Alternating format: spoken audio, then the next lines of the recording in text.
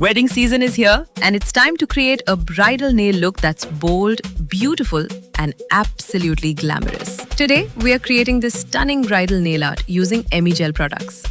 Start by applying your favorite bright gel polish shade. Apply the first coat generously, followed by a second coat for an intense, flawless color payoff, and cure it under the lamp.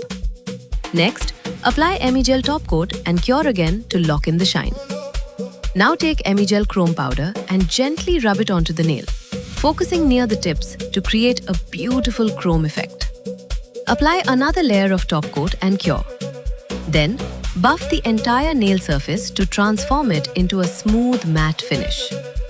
Now comes the artistic touch. Take Emigel 3D top coat and create a sharp French tip line pattern as shown. Once the design is ready, use Emigel rhinestone glue to carefully attach rhinestones and different nail accessories along the border, adding that perfect bridal sparkle. Finish it off with a final layer of top coat and look how gorgeous this trendy bridal nail art turns out. Perfect for every bride who wants her nails to shine on her special day. Subscribe for more stunning nail art tutorials.